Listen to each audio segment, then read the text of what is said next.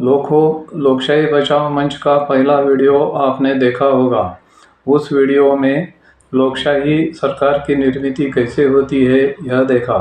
मतदाताओं की उदासीनता और हतबलता के कारण लोकशाही विरोधी सरकारें बनाई, चलाई गई और भविष्य में भी बनेगी, इस बात से मैंने सावधान किया है। अब मैं सुरेश फड़के राजकीय पक्ष, उनके गुण अवगुणों के विषय में कुछ कहना चाहता हूँ। सरकार चलाने हेतु हम जो प्रतिनिधि चुनकर देते हैं उनमें अधिकांश राजकीय पक्ष के होते हैं। राजकीय पक्ष उनके दर्जानुसार दो प्रकार के होते हैं, एक राष्ट्रीय पक्ष और दूसरा प्रादेशिक पक्ष। भाजपा, कांग्रेस यह प्रमुख राष्ट्रीय पक्ष हैं। आपको गुजरात चुनाव के बाद राष्ट्रीय दर्जा मिला है।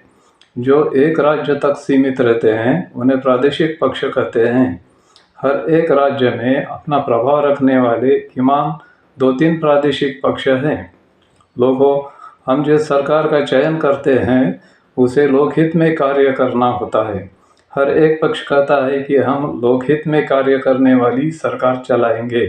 मुझे आश्चर्य इस बात का होता है कि जब उनका उद्देश्य समान है तब वे आपस में कड़वाहट से झगड़ते क्यों हैं, एक दूसरे का द्वेष क्यों करते हैं, शत्रुता क्यों रखते हैं।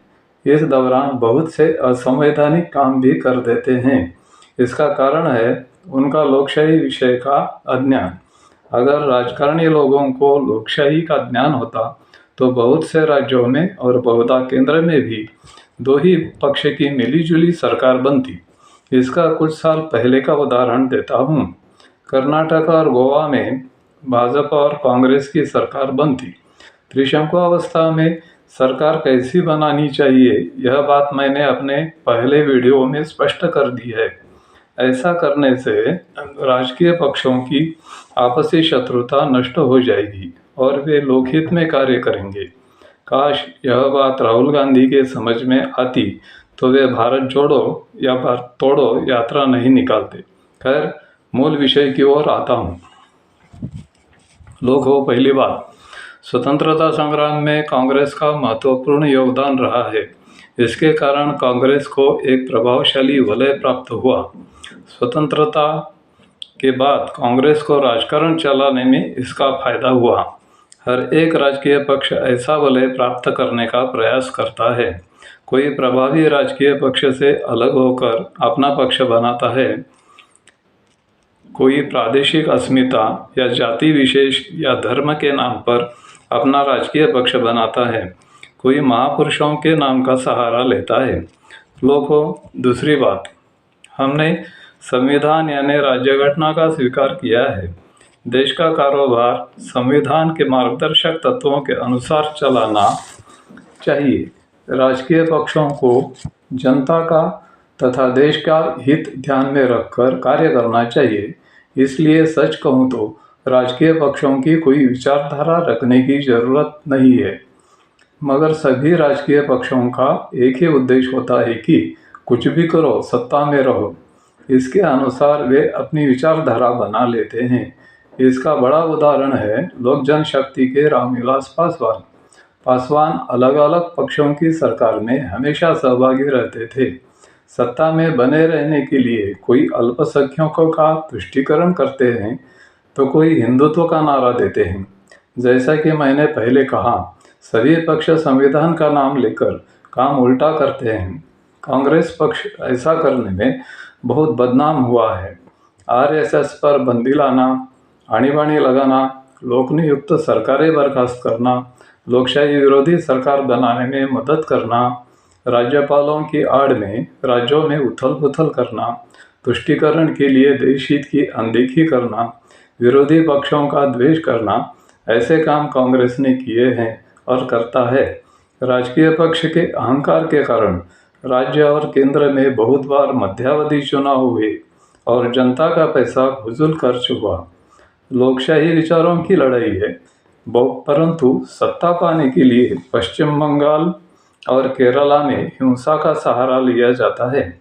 इन दो प्रांतों में सालों से राजकीय हत्याएं हो रही है। किसी भी केंद्र सरकार ने इसका प्रतिबंध नहीं किया। यह बहुत चिंता का विषय है। मुझे सुझाव है कि ऐसी सरकार बर्खास्त कर देना चाहिए। लोग हो तीसरी और अहम बात, सभी प्रादेशिक पक्ष हुकुमशाही तरीके से चलाए जाते हैं। कांग्रेस पक्ष भी इसका अपवाद नहीं है। पक्ष का संस्थापक आजीवन अध्यक्ष और उनके संतान जन्मसिद्ध अध्यक्ष बने रहते हैं। वे मानते हैं कि उनका पक्ष उनकी निजी मालमत्ता है। केवल दिखावे के लिए पक्षांतर्गत चुनाव होते हैं। लोकशाही देश में इस तरीके से पक्ष चलाना बड़ी ही विसंगत बात है, लोकशाही के विरुद्ध है। ऐसे पक्ष के सदस्य चाहकर भी योग्य विचार या मत व्यक्त नहीं कर पाते। टिकट पाने के लिए पक्ष श्रेष्ठी की मर्जी संभालनी पड़ती है। मगर अब जमाना बदल रहा है। लोक जनशक्ति के रामविलास पासवान के पश्चात चिराग पासवान की अध्यक्षता को सदस्यों ने नकारा और पक्ष में दरार आ गई। शिवसेना पक्ष में भी ऐसा ही हुआ। उद्धव ठाकरे की राजनीति को ठुकराकर शिंदे गुट ने बंद किया। अजित पवार ने अपने साथ बहुमत जोड़कर चाचा शरद पवार का साथ छोड़ दिया। उन्होंने पक्ष छोड़ा नहीं। उनका कहना है कि पक्ष प्रमुख को अपने निर्णय थोपना नहीं चाहिए। जो राजनीति करनी है वह बहुमत से करनी चाहिए। यह बात लोकशाही तत्वों से सही है। यही लोकशाही वाली बात निवडणूक आयोग राजकीय पक्षों को आसानी से समझा सकता है। वह एक स्वायत्त संस्था है, मगर ऐसे योग्य विचार सुधारणा करने की क्षमता आयोग के अध्यक्ष में दिखाई नहीं देती है। निवडणूक आयोग को चाहिए कि राजकीय पक्षों का पंजीकरण करते समय उनकी घटना में यह नियम रखना चाहिए कि उनका अध्यक्ष 5 साल के बाद बदल दिया जाएगा। ऐसा करने से सभी राजकीय पक्षों का कारोबार लोकशाही के अनुरूप चलेगा। भारतीय जनता पक्ष इस दलदल में अपना अलग स्थान बनाए हुए है। पक्ष के अध्यक्ष बदले जाते हैं। भाजपा जनता तथा देश की हित की सोच रखता है, परंतु लोकशाही विषय में अज्ञानी है। यह बात महाराष्ट्र में मविया तथा बिहार में जेडीयू और राजद की सरकार चलने से स्पष्ट होती है। उनके नेता महाराष्ट्र में मविया को जनादेश नहीं है कहते थे, अब बिहार में जेडीयू और राजद को जनादेश नहीं है कहते हैं। अरे भाई, कहते क्यों हो? तुम्हें न्याय मांगने से किसने रोका है? न्याय संस्था भी अविलंब योग्य न्याय करेगी, यह मेरे अनुभव से संभव नहीं लगता, मगर दूसरा विकल्प तो नहीं है। लोग हो, हमें राजकारणी लोगों को लोकशाही सिखानी है। सही अर्थ से प्रजासत्ताक दिन मनाना है। हम जागरूक रहेंगे तभी लोकशाही चिरायु होगी। मेरा यह वीडियो आपको पसंद आया हो तो लाइक करें, बहुजनों के साथ शेयर करें। लोकशाही चिरायु हो। भारत माता की जय।